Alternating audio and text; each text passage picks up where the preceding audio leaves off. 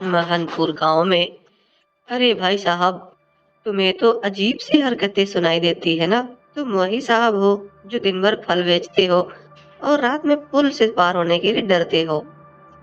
हाँ मोटू, ये तो वही लग रहा मुझे। ओ भाई साहब, जरा आप ही बता दो कि आप हो कौन। मुझे क्या है ना कि कंफ्यूजन लग रही है। अरे हाँ भाई साहब, मैं वही हूँ जो आप सोच रहे हो, और जो मैं कह रहा वो भी बिल्कुल सही है। मैं एक दिन की बात है, मैं उस पुल से गुजर रहा था। क्या बात है, तुम उस पुल से गुजरे और तुम्हें मालूम था कि वहां दो आदमी पार नहीं हो सकते, और वहां एक गिर भी गया। ये कैसे हो सकता है भाई। हाँ यार, एक दिन मैं सुबह सुबह अपने घर से निकल के अपने बेटे के पास, जहाँ गाय और भी मेरे सारी चीजें थे।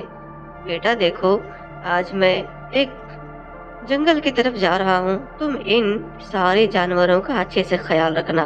मुर्गी को टाइम पे पानी दे देना और गाय को भी टाइम से खाना दे देना।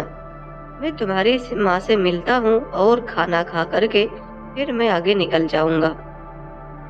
तुम इन सब का ध्यान रखना अच्छे से। और फिर वो किसान अपनी पत्नी से कहता है कि मुझे खाना दे दो, मैं जंगल की तरफ जा रहा हूँ घूमने के लिए। मैंने सुना है कि जंगल में बहुत तरह तरह के अभी नए नए फल उगे हैं, तो मैं सोच रहा हूँ कि जा रहा हूँ तुम्हारे लिए कुछ फल ला दूँ। और बिटिया भी हमारे घर में है, तो मैं उसे भी कुछ नया फल खिलाऊं। इसलिए मैं जा रहा हूँ जंगल की तरफ, तो मुझे खाना दे दो। और फिर किसान खाना खा कर निकलता है, लेकिन देखता है कि वो पुल बहुत ही पतला सा है। वहां सिर्फ एक ही आदमी गुजर सकता है, लेकिन दोनों तरफ से आदमी आते हैं और उसमें लड़ने लगते हैं। और फिर लड़ने के चक्कर में वो दोनों व्यक्ति उस पुल से फिसल के गिर जाते हैं नीचे। दोनों वहां से गिर जाते हैं नीचे। फिर वही दोनों बाप बेटे और फिर एक व्यक्ति दोनों तरफ से आने लगते हैं।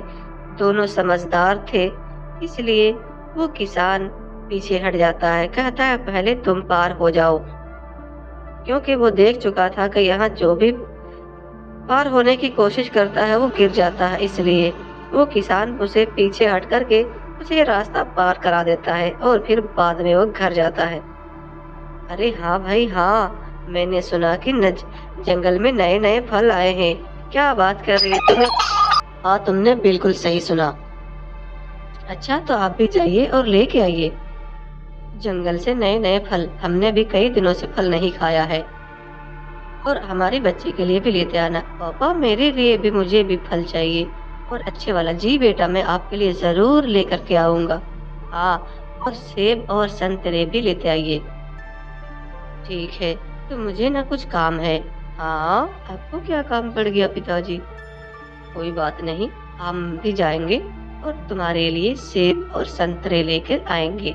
क्या बात है, तुम अच्छे से खाना। जी हाँ, आप जाइए और मेरे लिए भी लेते आइएगा। ये लीजिए, कपड़े पहन लीजिए। ये कपड़े तुमने सिल के रखी है, ये तो बहुत अच्छी है।